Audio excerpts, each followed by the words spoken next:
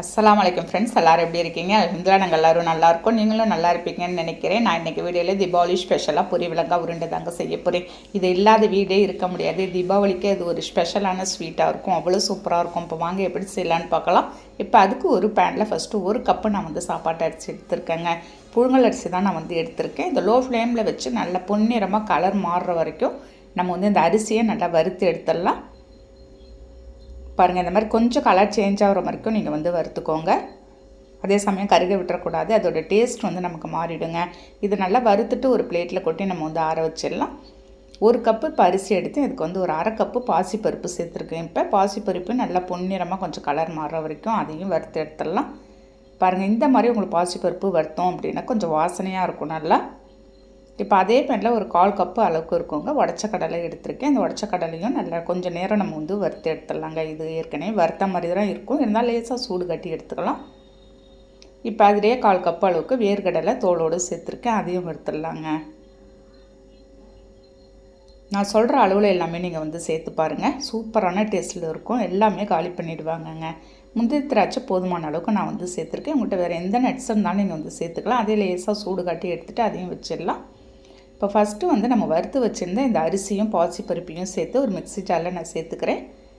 ஃப்ளேவர்க்கோசரம் ஒரு 2 ஏலக்காய் நம்ம அதோடு சேர்த்து நல்ல ஒரு நைஸான பவுடராக நம்ம அரைச்சி எடுத்துகிட்டு வந்துடலாம். பாருங்கள், ஒரு ஸ்பூனால் எடுத்து பார்த்தாலே நமக்கு தெரியுங்க, நல்ல ஒரு நைஸான கன்சிஸ்டன்சிக்கு நான் அரைச்சி எடுத்துகிட்டு வந்திருக்கேங்க. இப்போ இது ஒரு பிளேட்டில் கொட்டி நம்ம வச்சிடலாங்க. இப்போ இதோடய நம்ம வறுத்து வச்சுருந்த முந்திரி திராட்சை வேர்க்கடலை உடச்ச கடலை எல்லாத்தையும் சேர்த்து மிக்ஸ் பண்ணி விட்டுருங்க. நல்ல ஒரு சூப்பரான டேஸ்ட்டில் இருக்கும். இதை வச்சு நம்ம 1 வீக் வச்சு சாப்பிட்டா கூட உங்களுக்கு வீணாகாதுங்க, அவ்வளோ அருமையாக இருக்கும்.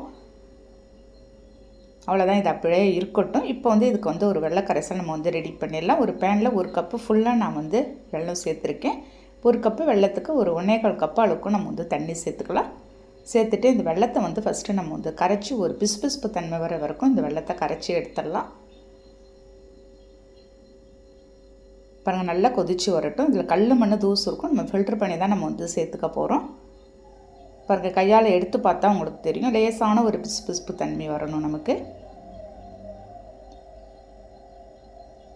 அவ்வளோதாங்க. இந்த டைமில் வெல்லம் நல்லா கரைஞ்சதும் நம்ம ஸ்டவ் ஆஃப் பண்ணிட வேண்டியது தான்.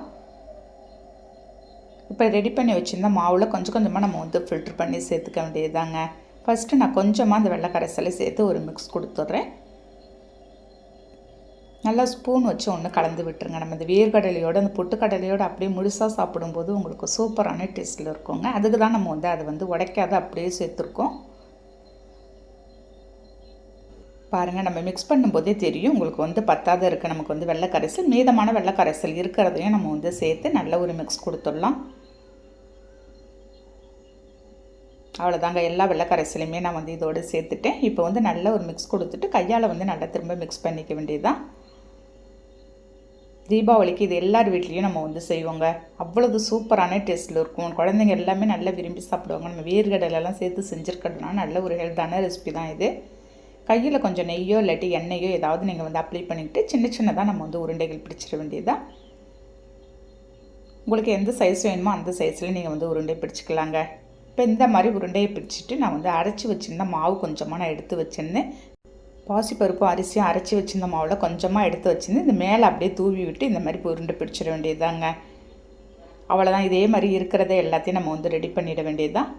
நம்ம எடுத்து நம்ம ஆற வச்சிட்டோம் அப்படின்னா உங்களுக்கு இன்னும் நல்ல கெட்டியான ஒரு தன்மைக்கு வந்துடும். அவ்வளோதான், இதே மாதிரி நம்ம ரெடி பண்ணிவிட்டு இதுக்கு எனக்கு ஒரு 8 உருண்டைகள் வந்துச்சு. இப்போ எடுத்து சாப்பிட்டு பார்க்கலாம் நம்ம எப்படி இருக்குன்னு. அந்த முந்திரி பேடோட வேர்க்கடலையோட உடச்சக்கடலோட சாப்பிடும்போது சான்ஸே இல்லைங்க. செஞ்ச உடனே எங்கள் வீட்டில் எல்லாமே காலி பண்ணிட்டாங்க. அவ்வளோதாங்க, இந்த தீபாவளி ஸ்பெஷலாக நீங்களும் ட்ரை பண்ணி பாருங்கள். இந்த வீடியோ பிடிச்சிருந்தால் லைக் பண்ணிவிட்டு ஷேர் பண்ணுங்கள். மறக்காமல் சப்ஸ்கிரைப் பண்ணிடுங்க.